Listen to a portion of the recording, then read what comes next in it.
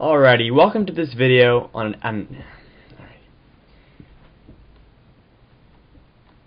welcome to this introduction to the periodic table. And the purpose of this video is just to get you a little bit more comfortable with using this really invaluable tool, which you're going to be making a lot of use of if this is your first chemistry course, or in any chemistry course for that respect, and also to introduce you to a little bit of terminology, which is going to make your navigation of the periodic table all that much easier.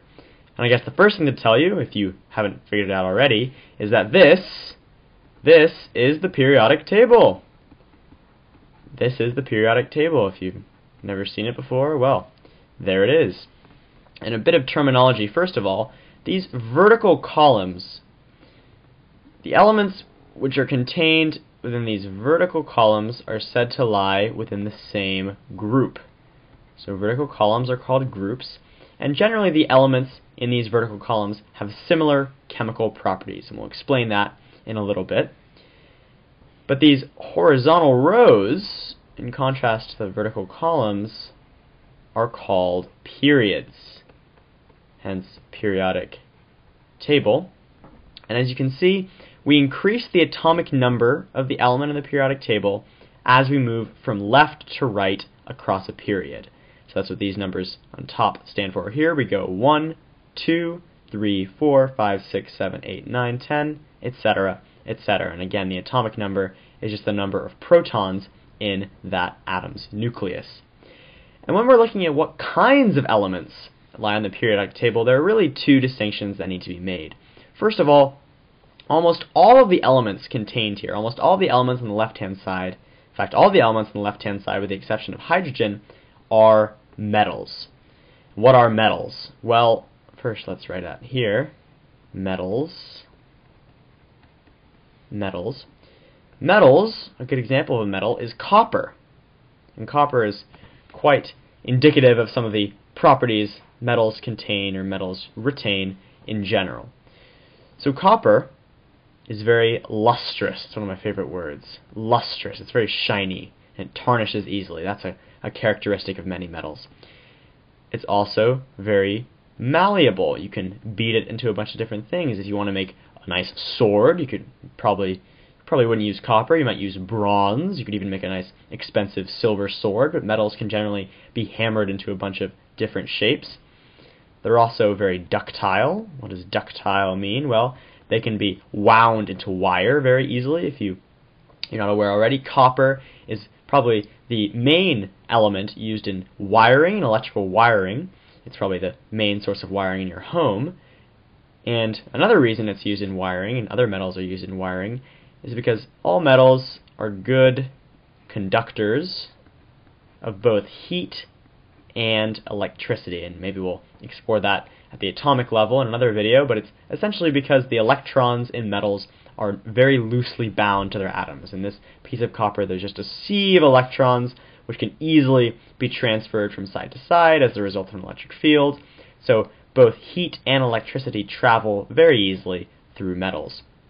Conversely, up here at the upper right-hand side of the periodic table exist nonmetals. And really, there's not that much to say about nonmetals except they're everything that metals are not. I guess the most obvious thing, chlorine, is a good example of a nonmetal. They exist as gases at room temperature.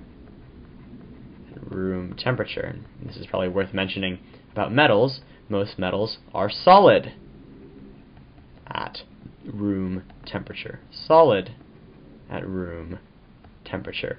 But beyond that, essentially metals are not lustrous. They're obviously not very malleable because they exist as gases. They're obviously not very ductile. It would be hard to churn chlorine into wire. So they're everything that metals are not, and that's an easy rule of thumb to go by. So now let's look at the groups of the periodic table in more detail, and let's look at how these groups, now the periodic table in general, can tell us something about how elements like to bond with one another. And to do that, let's look at the element fluorine. I've drawn it out for you here. And fluorine has an atomic number of 9, so there are 9 protons here. It also means there are 9 electrons in total, and if you are familiar with the Bohr model, this shouldn't look too alien to you. Because there are 9 electrons in fluorine, of course all atoms are electrically neutral, so there have to be 9 electrons to match the 9 protons. There are going to be 2 in this inner layer, and there are going to be 7 electrons in what we call the valence layer. So we can call these 7 electrons valence electrons. And in general, an atom wants to have 8 electrons in its valence shell. It's happy when it has 8 electrons. And unfortunately, for the elements, most elements do not have 8 electrons in their natural state. So they need to go find some. And the way they find electrons is by bonding with other atoms which have the electrons they want. In the case of gases, almost all gases will want to gain electrons. Almost all nonmetals will want to gain electrons to form those 8 electrons in their valence shell. Conversely, metals over here will probably want to give up electrons. And how can you figure out how many valence electrons there are in an element in the first place?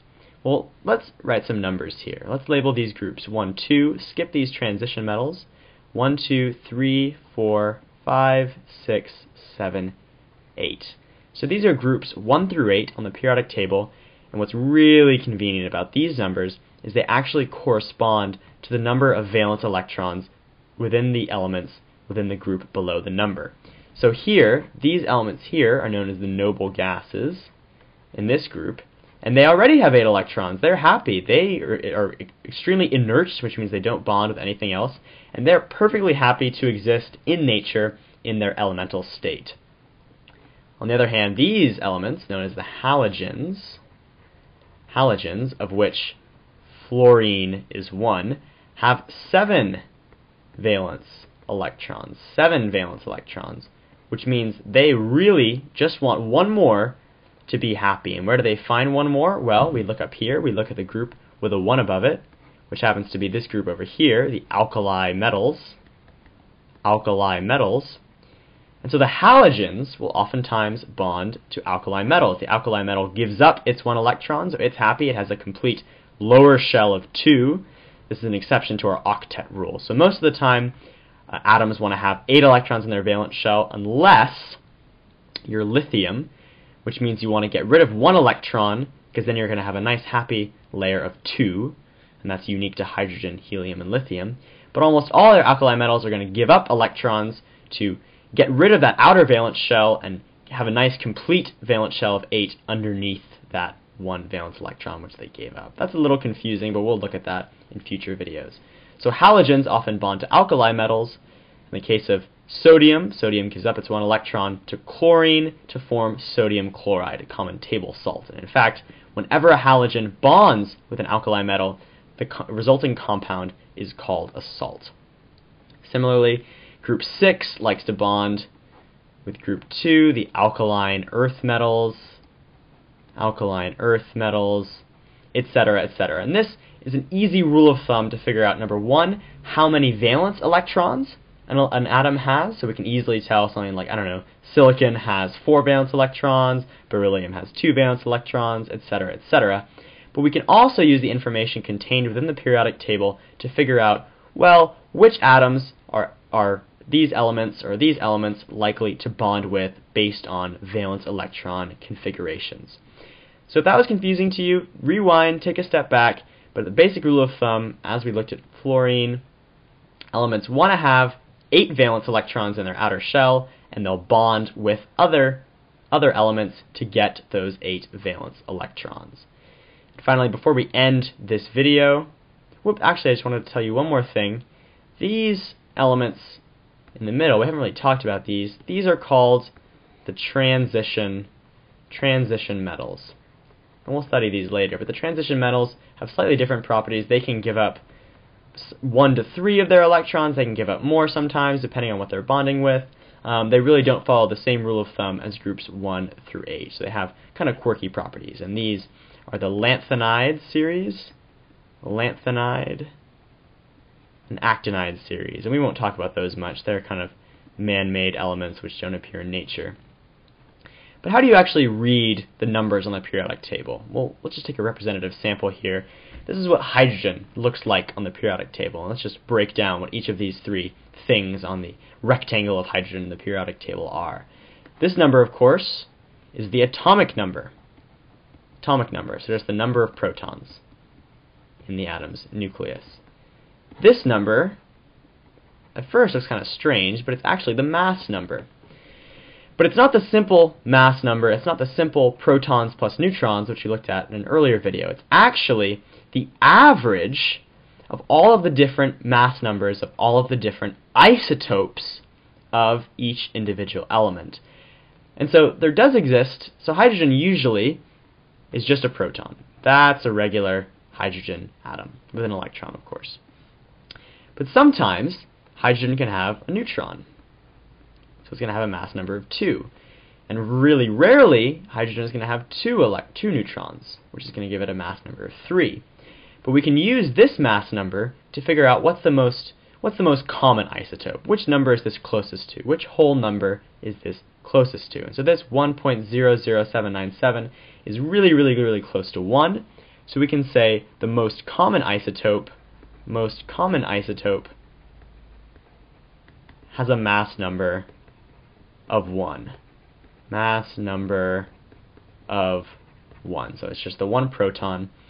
And this number is also, it turns out, going to be something called the molar mass. It's going to be the weight in grams of 1 mole of any given element. But we won't talk about right now. We'll talk about that in future videos. Just something to get your brain going.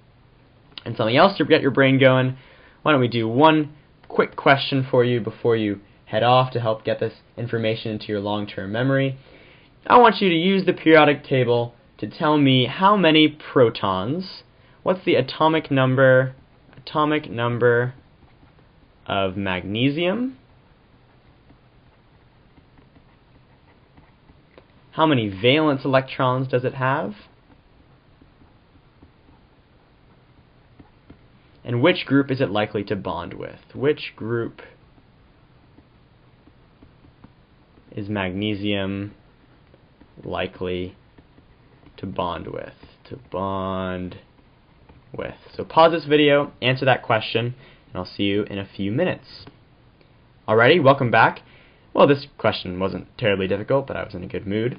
And so if you just look at the periodic table, if we go to our periodic table, we can easily see that magnesium is here. It's got 12 protons, so it's got an atomic number of 12. That's the first answer. How many valence electrons does it have? Well, again, we can use our system. 1, 2, 3, 4, 5, 6, 7, 8 are our groups. Magnesium is in group 2, so it's going to have 2 valence electrons. 2 valence electrons. And which group is magnesium likely to bond with? Well, if we need to have 8, magnesium needs to give up 2 electrons. And so it wants to bond with the group which has 6 valence electrons, so it's going to bond with the O group, or maybe you can just call it group 6. So group 6 is most likely to bond with magnesium.